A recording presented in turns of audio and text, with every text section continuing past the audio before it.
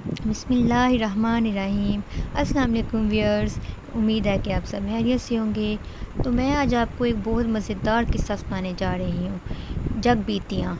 इशफाक अहमद साहब का ये किस्सा है। तो शुरू करते हैं। अब्बा की तनख्वाह के 350 रुपये खर्च हो जाते, तब अम्मा हमारी पसंदीदा पकवान तैयार करती। तरकीब कुछ यूँ थी कि सूखी रोटियों के टुकड़े कपड़े के पुराने थैले में जमा होते रहते और महीने के आखिरी दिनों में उन टुकड़ों की किस्मत खुलती। पानी में भिगोकर नरम करके इनके साथ 1-2 मुट्ठी बची हुई दालें सिलवट्टे पर पीसे जाती, मसाले के साथ देचकी में डालकर पकने छोड़ दिया जाता, हत्ता कि मज़ेदार हलीम बन जाती और हम सब बच्चे वो हलीम उंगलियां चाट कर ख़त्म कर जाते। अम्मा के लिए सिर्फ देचकी की तह में लगे कुछ टुकड़े ही बचते। अम्मा का कहना था कि करचन का मज़ा तुम लोग क्या जानो। और अम्मा ऐसी कि एक दिन गोभी पकती और अगले दिन उस गोभी के पत्तों और डंडियों की सब्ज़ी बनती, और ये कहना मुश्किल हो जाता कि गोभी ज़्यादा मज़ेदार थी या उसकी डंडियों की सब्ज़ी।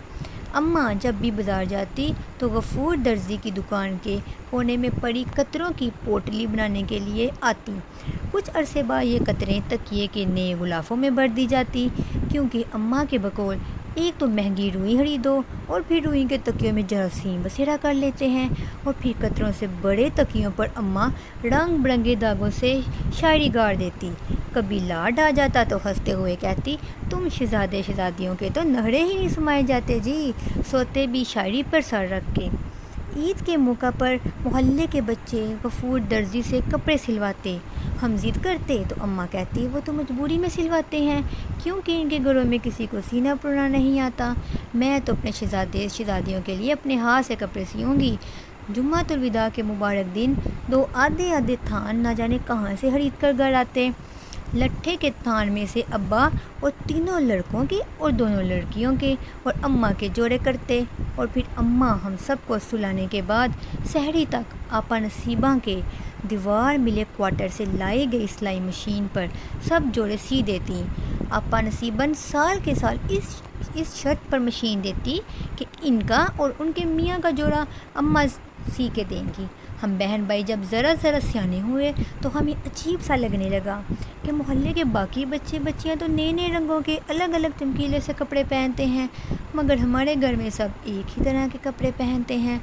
मगर अम्मा के इस जवाब से हम मुतमिन हो जाते कि एक से कपड़े पहनने से कुंबे में मोहब्बत कायम रहती है, और फिर ऐसे चटक मटक कपड़े बनाने का क्या फ़ायदा, इन्हें तुम ईद के बाद इस्तेमाल ही ना कर सको। छोटी ईद भी वाही त्यौहार था जिस पर सब बच्चों को अब्बा 1-1 रुपये का चांद तारे वाला बड़ा सिक्का देते।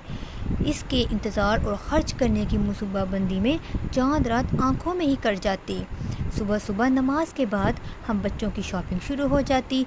सबसे पहले हर बहन भाई कोडू के ठेले से 1-1 पिन्नी वाली गोल ऐनक खरीदते, जिसे पहनकर चाल में इतराहट आसी आ जाती। था हमारा किस्सा जग बीतिया का पहला पार्ट। अगला पार्ट देखने के लिए हमारे चैनल को सब्सक्राइब करें, हमारी वीडियो को लाइक करना मत भूलिएगा, और साथ ही साथ बेल आइकन का बटन प्रेस करें ताकि हमारी हर आने वाली वीडियो आप तक पहुंचे। मिलते हैं अगली वीडियो में। अल्लाह हाफिज़।